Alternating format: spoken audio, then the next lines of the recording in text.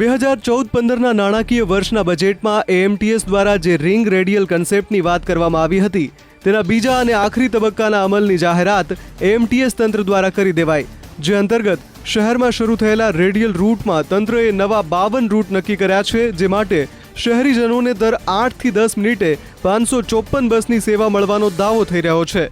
જો કે પહેલા જ દિવસે આ કવાયત બુમરેંગ સાબિત થઈ રહી છે.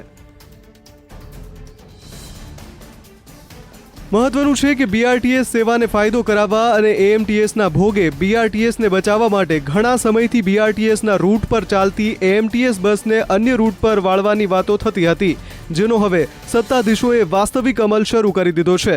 આ પહેલા ગત 24મી જૂનથી 9 રિંગ રૂટ શરૂ કરીને 112 બસ ફાળવવામાં આવી હતી, જેનાથી આપને પહેલાં કહ્યું તેમ એ જ બસની સંખ્યા 750 આ શહેરમાં ફરશે.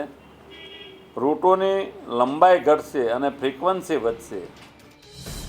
મહત્વનું છે કે રૂટ રેશનલાઇઝેશનના નામે એએમટીએસ દ્વારા તેની બસના રૂટમાં જે ધરખમ ફેરફાર કરાયો છે તેનાથી એએમટીએસ અને બીઆરટીએસ બંનેને લાભ થશે તેમ સત્તાધીશો જણાવી રહ્યા છે. પરંતુ એ પણ વાત છે કે એએમટીએસના લાંબા અંતરના રૂટમાં મુસાફરી કરતા મુસાફરોને બસ બદલવી પડે તેમ હોવાથી વધુ ભાડું ચૂકવવું પડશે. એક નજર કરીએ એએમટીએસના રૂટ રેશનલાઇઝેશન પહેલાની અને પછીની સ્થિતિના આંકડા પર. તો રૂટની સંખ્યા પહેલા 158 હતી, તે હવે 85 રહેશે, જ્યારે બસની સંખ્યા 749 થી 750 થશે. ઓપરેશનલ કિલોમીટર 1.51 લાખને બદલે 1.45 લાખ હશે, જ્યારે ફ્રીક્વન્સી 35 મિનિટને બદલે દર 8 થી 10 મિનિટે હશે. પહેલા 194 સ્કૂલ કવર થતી હતી, જે હવે 201 થશે, જ્યારે કોલેજ પહેલા 104 થતી હતી, તે હવે 106 થશે. હોસ્પિટલ પહેલા 287 થતી હતી, તે હવે 295 કવર થશે.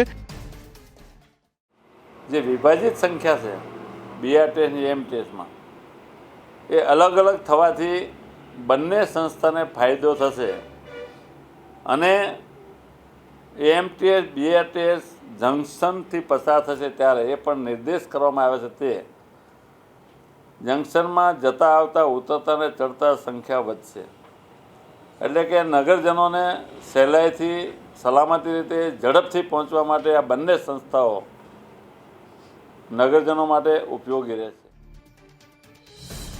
હાલ તો એએમટીએસના સત્તાધીશો દ્વારા રૂટ રેશનલાઇઝેશનના નામે ખોટમાં જતી બીઆરટીએસને ફાયદો કરાવવા એએમટીએસના વર્તમાન રૂટમાં ફેરફારો કરાયા છે, જેને લઈને મુસાફરોમાં પહેલા દિવસે જ ભારે અસંતોષની સ્થિતિ છે.